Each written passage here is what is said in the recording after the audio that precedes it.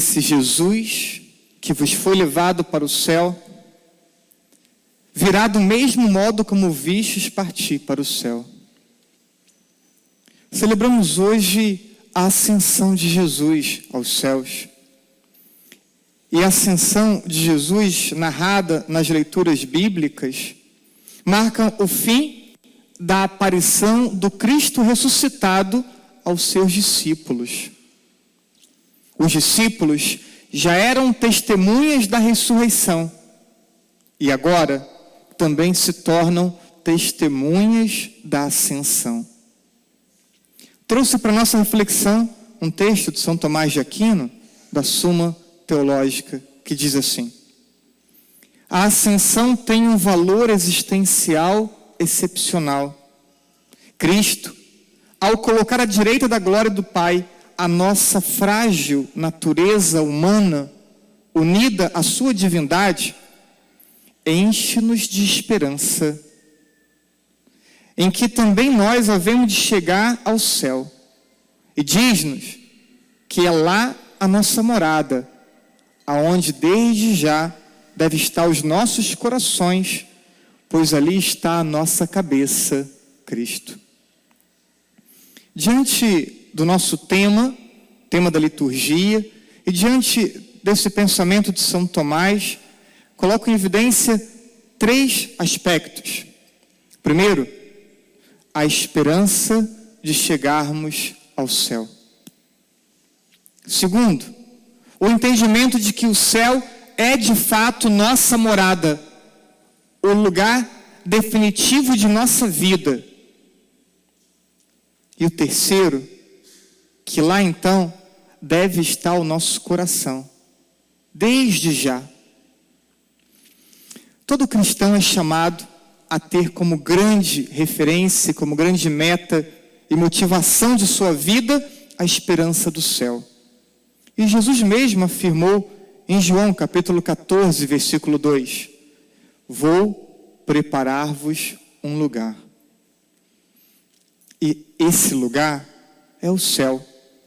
Esse lugar que não é passageiro, que não é um instante, que é uma existência sem fim, sem limites. Lá é a morada definitiva que Deus preparou para todos nós. E por vezes estabelecemos metas humanas, o que é normal, mas colocamos uma carga de expectativa muito grande em algumas metas humanas. Metas que são transitórias, temporais, metas que se corrompem, metas que podemos perder ou não conquistar. Metas que vão acabar gerando para nós, tantas vezes, frustrações e a necessidade de estabelecimento de outras metas. E lícitas até, mas metas que são incapazes de atender uma expectativa e uma ânsia humana de eternidade. Nós não fomos criados para 50 anos, não fomos criados para 80 anos, fomos criados para a eternidade. E essa realidade é uma ânsia que se encontra presente dentro de nós. Uma expectativa de eternidade. E por isso que nem sempre temos esse entendimento tão consciente, mas que quando conquistamos metas humanas, parece que passando aquele momento inicial, continua uma lacuna, continua ainda uma necessidade de procura. Por quê? Porque fomos criados para a eternidade e nada temporal há de nos saciar.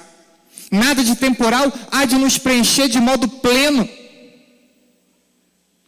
E há pessoas que vão vivendo de meta após meta, meta após meta, e estão sempre buscando, porque estão buscando a coisa errada.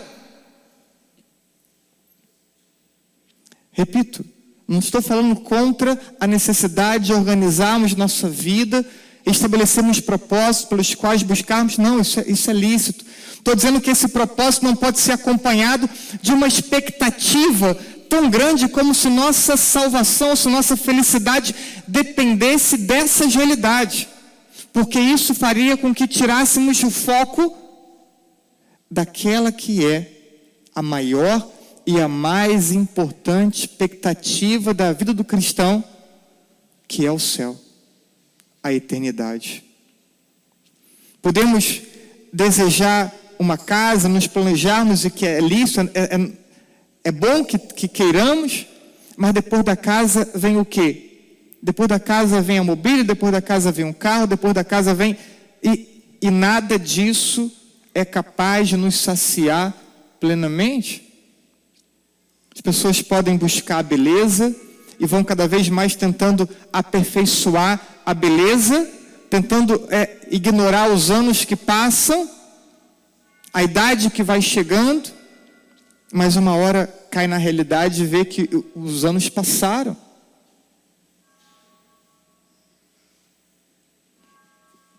E tantas dessas coisas passam ou não podemos alcançar ou podem nos ser tiradas. Mas quem coloca o céu como meta nunca terá sua expectativa roubada ou impedida de ser alcançada. No entanto, temos que combater as tentações que por vezes querem nos desviar do nosso caminho, da nossa meta como cristãos. E não são poucas tentações, são muitas. Quando paramos para avaliar as confissões, muitos se confessam quando incorrem em dois tipos de pecado: a falta da missa e a castidade. E acabam viciando o olhar e a vida espiritual para apenas duas realidades. Mas a lista de realidades que podem gerar um afastamento nosso de Deus é muito maior. Temos 10 mandamentos da lei de Deus, temos 5 da lei da igreja, que se desdobram em tantos aspectos da nossa vida espiritual. E focamos o olhar em 2 pontos, e vamos ignorando tantos outros aspectos, que mesmo que possamos ter um entendimento que eles são menores, mas gota após gota esvazia uma caixa. E na vida espiritual, quando não temos atenção às pequenas coisas, podemos viver distantes de Deus e por vezes nem tomar consciência que estamos distantes de Deus. Porque gota após gota foi se esvaziando em nós essa presença de Deus de modo tão discreto, que nem demos conta que estamos frios na fé, que rezamos e que não temos mais a percepção de presença de Deus. Nossas ações estão mecanizadas e as pessoas por vezes não entendem o que é. Quero citar 3 tentações, aquelas mesmas que Jesus sofreu. A primeira, a do prazer. Corremos o risco de criarmos necessidades de satisfação, de realização, de prazer. E pior, não só criarmos necessidade, como passarmos a julgar que essas necessidades são indispensáveis para a nossa realização. Um prazer lícito faz parte da nossa vida. E nossa organização tem que contemplar também isso. O risco é quando buscamos prazer de forma ilícita ou quando buscamos prazer lícito de forma imoderada. De um jeito ou de outro, vamos tirando a nossa meta do foco. Vamos nos afastando de Deus. E um discurso que escutamos frequentemente: eu trabalho tanto, estudo tanto, eu tenho direito. E aí começa a criar justificativas para viver de modo imoderado a satisfação ou viver de forma ilícita a satisfação. Segunda tentação de Jesus, que também nos toca: muitas vezes queremos ser referência para os outros. Queremos usar o nosso modo de ser e de pensar como um parâmetro de comparação para os outros. E queremos impor aos outros o nosso modo de pensar e de nos comportarmos. Quem agir de modo diferente está errado. Queremos a última palavra.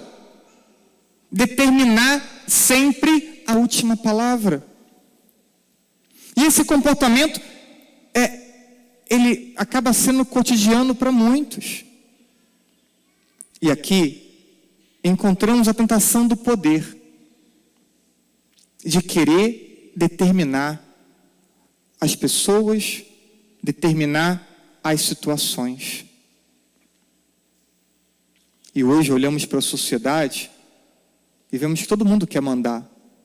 E nem sempre encontramos quem queira obedecer. Ainda mais quando falamos da fé. Terceira tentação é a da glória. Temos, ou muitas vezes, corremos o risco de gerarmos uma dependência do reconhecimento humano, buscando elogios e buscando funções ou situações que nos coloquem em evidência, em destaque. Essa foi a terceira tentação de Jesus. E é uma tentação muito recorrente na nossa vida. Querermos o reconhecimento, querermos o elogio, na família, no trabalho e também na igreja. Quando cedemos a essas tentações e a tantas outras que podem passar despercebidas, corremos o risco de abandonarmos a busca do céu, para vivermos de realidades humanas, terrenas, temporais. Mesmo estando na igreja, mesmo envolvidos em pastorais, mesmo o padre presidindo a missa, podemos ser e viver como mundanos e não como cidadãos do céu. Corremos o risco de vivermos como mundanos e não como homens e mulheres que buscam o céu. Quantas vezes você olhou com honestidade para si, parou e percebeu: estou vivendo como mundano? Quantas vezes você olhou para si e percebeu: não estou buscando o céu? Não tenho receio algum de dizer: poucos buscam verdadeiramente o céu. Ou dito de outro modo, poucos buscam unicamente o céu. De modo que o que vier a mais é graça. Mas a meta é o céu. Poucos buscam unicamente o céu. Buscamos o prazer, o poder, a glória e também o céu. Mas não dá para conciliar. Não é possível conciliar realidades que nos afastam de Deus com a meta que Jesus propõe para todos nós.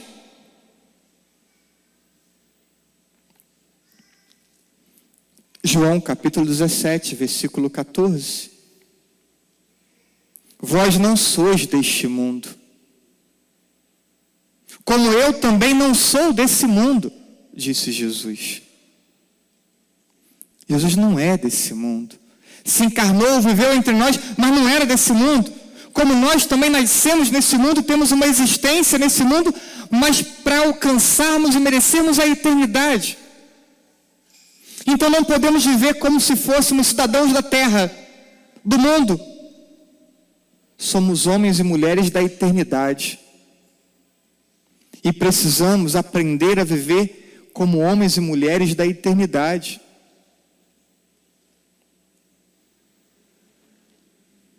Na proximidade de Pentecostes, comece a suplicar ao Espírito Santo de Deus que eu viva no mundo, mas tenha o meu coração no céu. Que eu viva no mundo, mas tenha o meu coração no céu. Podem repetir?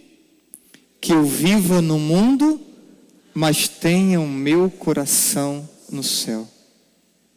Isso tem que ser uma prece nossa.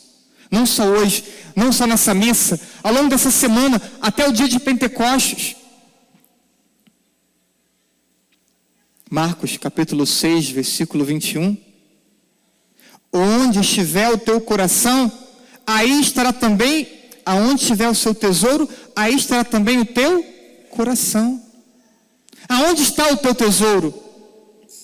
Em realidades passageiras, materiais, que podem ser perdidas, não alcançadas ou tiradas de vocês? Ou seu tesouro está em uma realidade eterna, que ninguém e que nada pode te impedir de buscá-la e de alcançá-la, a não ser as tuas próprias escolhas erradas? Que o Espírito Santo, que participou da criação, da redenção, do nascimento da igreja, possa nos recriar para o céu. Possa reorientar a nossa vida para o céu. Nós que tantas vezes somos homens mundanos e mulheres mundanas, que parece que não temos nada a ver com Deus, que o Santo Espírito de Deus possa nos reorientar para o céu.